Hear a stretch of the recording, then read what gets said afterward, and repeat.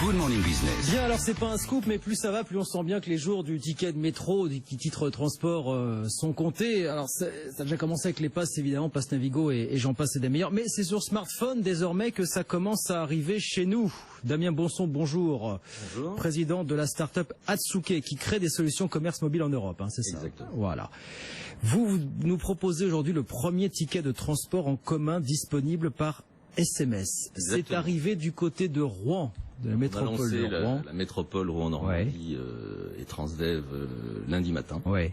C'est une première en France, parce que ça n'existait pas jusqu'à maintenant. Alors racontez-nous comment ça marche. Alors, vous parliez de smartphone, c'est pas seulement sur les smartphones, justement, c'est ça la magie. Ah oui, c'est ça, c'est un téléphone qui envoie des SMS suffit, c'est ça l'idée, finalement. Voilà. Je suis à l'arrêt de bus ou dans la station de métro, j'envoie le code V1 au 93 000, qui est le numéro, c'est juste un SMS que j'envoie, et par retour de SMS, je reçois mon titre de transport. Et c'est fini.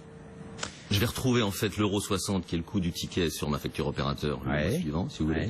Mais moi j'ai plus rien à faire. Donc c'est extrêmement simple d'utilisation. J'ai pas besoin de télécharger une application, j'ai pas besoin de sortir de la monnaie, j'ai pas besoin de mettre ma carte bleue, j'ai pas besoin d'ouvrir un compte. Et voilà. Alors, attendez, j'achète mon titre de transport et ensuite donc comment est-ce que je passe les tourniquets? Comment ça se passe une fois dans le métro ou dans le train si j'ai un contrôle? Voilà. On a développé des applications qu'on installe sur les terminaux des contrôleurs qui permettent de scanner uniquement l'écran du téléphone, le SMS qui correspond au titre de transport. Et ça suffit.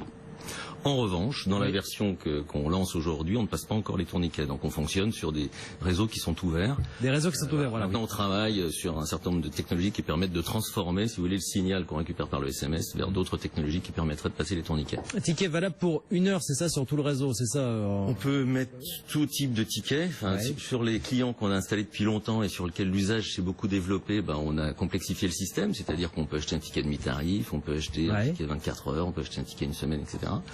Mais en fait, on conseille à nos clients quand on lance le dispositif pour la première fois, on les conseille d'utiliser vraiment un seul ticket de façon à ce que l'usage se développe très vite. En fait, la magie de ce système, si vous voulez, c'est sa facilité.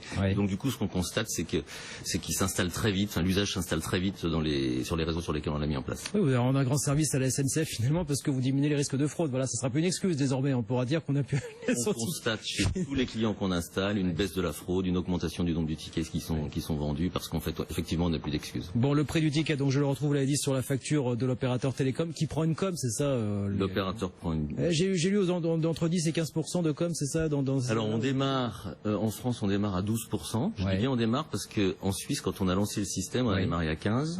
On est passé à 12 assez rapidement, on est à 8 aujourd'hui, on parle de 6. Donc aujourd'hui en France on démarre à 12, mais déjà à 15 en Suisse, il y avait un modèle économique pour nos clients. Et alors ça a été lancé quand en Suisse exactement pour le coup? Alors en Suisse, ça fait plusieurs années qu'on a mis ça fait déjà plusieurs années que c'est... Ah ouais. En fait, si vous voulez, pour des raisons réglementaires, le système qu'on utilise n'était pas possible en France. Je trouve que les autorités bancaires ne sont pas les mêmes en Suisse, et donc du coup, c'était plus facile de lancer en Suisse. Ça fait 2 ans qu'on travaille pour essayer de lancer le système en France, et grâce à la loi pour une république numérique qui est passée l'année dernière, ça a permis de débloquer les choses. Ça permet ce genre de transaction. Et alors, expliquez-nous comment est-ce qu'en Suisse ça prend finalement en Suisse, ça prend très bien. C'est vrai. Ça a pris tout de suite ou ça a mis du temps pour rentrer dans les mœurs finalement? Non, ça va plus vite. Chaque fois, c'est allé plus vite que ce qu'on pensait. Alors après, c'est quand même une question de communication, c'est-à-dire qu'il faut que les usagers soient au courant. C'est-à-dire que sur la station de métro, sur les stations de bus, il faut qu'il y ait marqué si vous envoyez V1 au 93 000, vous allez obtenir votre ticket. Ouais, c'est ça, oui. Et c'est la première étape, ça. Ce qu'on se dit, forcément, on réfléchit aux étapes d'après pour le coup. Est-ce que vous dites que demain, vous pourrez me permettre éventuellement, pourquoi pas, de payer l'ensemble de mon pass Navigo, mon pass mensuel, pourquoi pas, par le biais de... Si vous voulez, on est au tout début d'un truc. Aujourd'hui, on utilise des choses extrêmement simples parce que justement, ça répond à un usage facile. Mais c'est vraiment le premier pas pour basculer sur des usages qui sont encore beaucoup plus riches. Alors expliquez-nous, on a quelques minutes pour expliquer un petit peu ce qui est, les prochaines étapes, ce qui nous attend finalement. Déjà, si vous voulez, vous avez le mobile qui est capable de faire des choses beaucoup plus évoluées que ce que nous, en termes d'usage, on est capable aujourd'hui d'absorber, si vous voulez.